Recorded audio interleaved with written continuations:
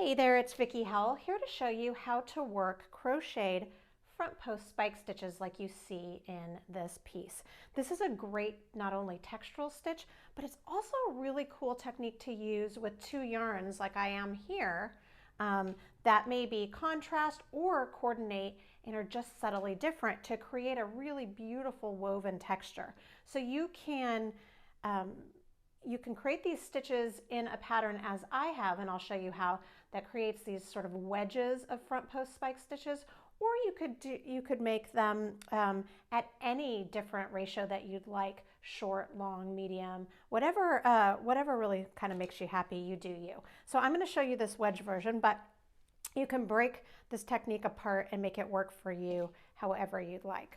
All right, so I'm working over a bed of my of this, I'm calling this yarn B, but it doesn't matter, of one yarn with the other yarn for the spike stitches. So you would alternate whenever you're working spike stitches, you'd use the opposite yarn of which you have worked several rows of single crochet background. Again, this would be your choice how many rows, or if you're making if you're making a bag as I am here, then you would work what I've done, which is about 5 rows. All right, so I've got my opposite color. The first stitch I'm going to work is just a regular standard single crochet. So we insert the hook, pull the loop through, pull through 2. Okay, nothing to see here, right? All right, but next we want to slowly create more length. So that has the least depth, that stitch. So next we're going to work a half double crochet, but we're going to spike it, which means spiking stitches means that you are going to work longer stitches. So stitches that are in rows below instead of the row that you're on. So I'm going to be working around the front post of the next stitch over, down 1 row, and I'm going to be working a half double crochet because that stitch creates the same height as those 2 rows stand tall.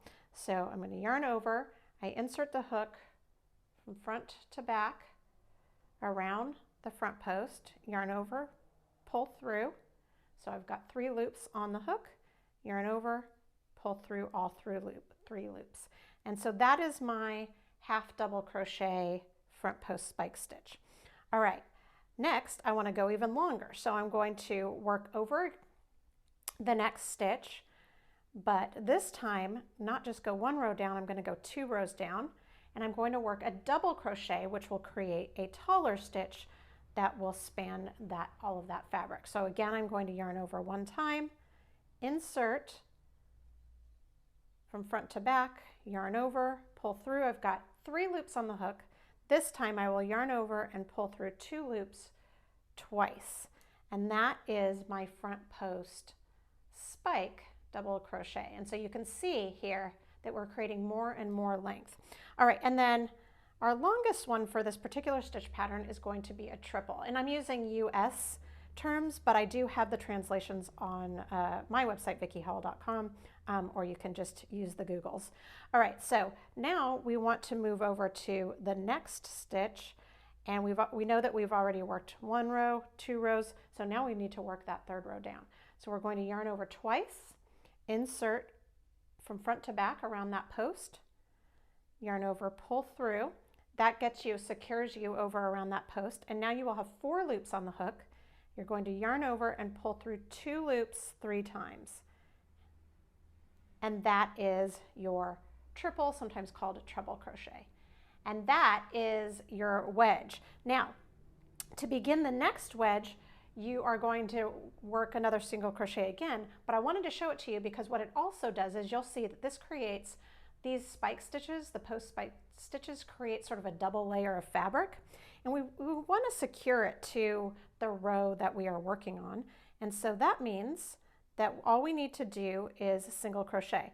So we go to the next stitch, which is right here, single crochet right into the stitch, and now our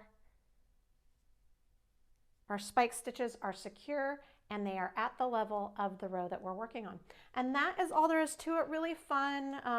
It's really satisfying seeing the sort of 3D ness of this stitch pattern come through, and is a great way to experiment with using different types of yarns together. All right, if you have any questions, just post them in the comments section or send a message to support@yarnyay.com. Thanks. Bye.